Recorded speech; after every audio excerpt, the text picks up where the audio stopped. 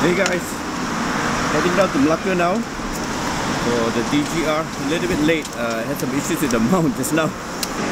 Yeah, it's just been a bit crazy today.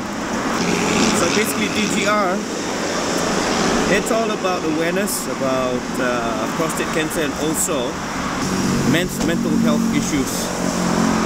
I want to find out why they ride, what's their drive, or is it just a cliche kind of thing?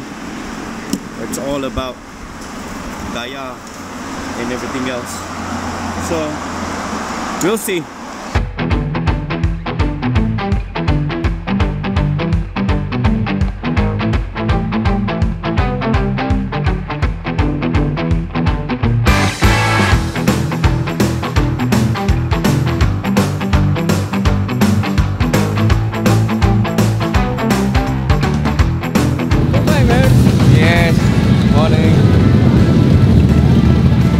Alright, I'm Salim, Ben Salim, and I'm from Melaka, from Tweed Cafe. Okay. We are the one organizing the DGR 2018 Melaka chapter. It's actually a charity, right? Yeah. Okay, it's for men's mental health awareness and also prostate cancer awareness.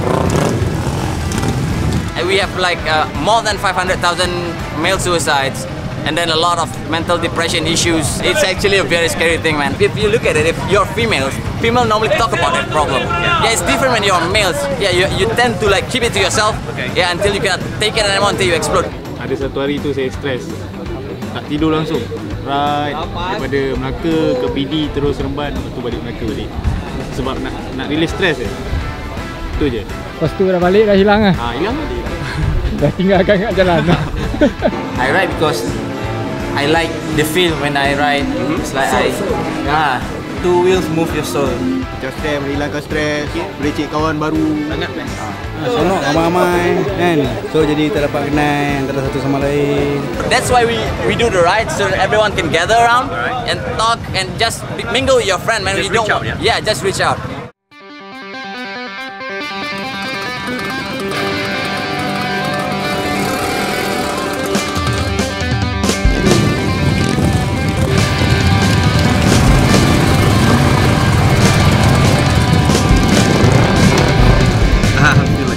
Now, I'm not really dressed for the occasion, but you know what? Here's media, so.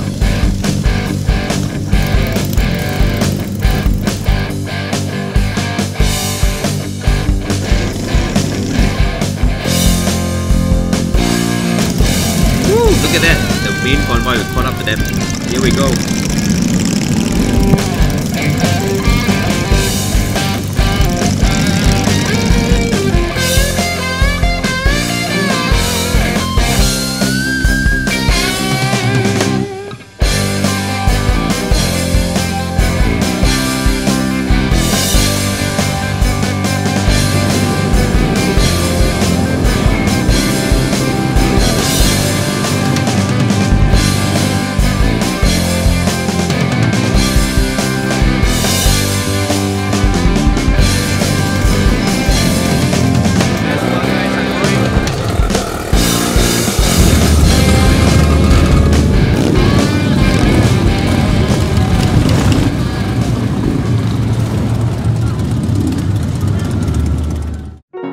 So I can understand how riding contributes to mental health, but what's with all the retro styling?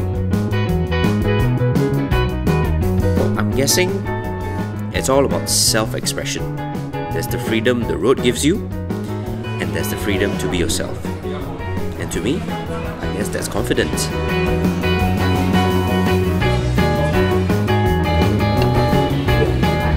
Actually, I minat custom bike sebab it's different lah, and then dia unique sebab something yang not in the market lah.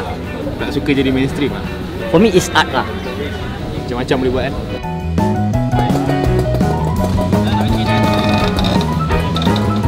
你我人嘛是讲一个心啦，有心爱的朋友，我人一班，一人找一只，安尼款我人来家己做咯。我是拍马甲的，我朋友是无擦的，甲做 engine 的，什么是我人家己人来。是讲 Vespa 哦，卖款是安款啊，伊是啥物模特不好，不差不多，啥物模特不爱50年了。真侪我人找的，毋是水水的，当然看，古早什么是古贵的，我人是甘榜找到的。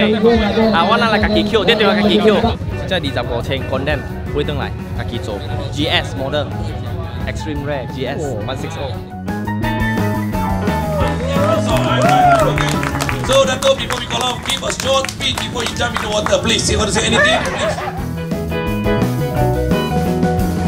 Some people would say that those Vespa guys are crazy.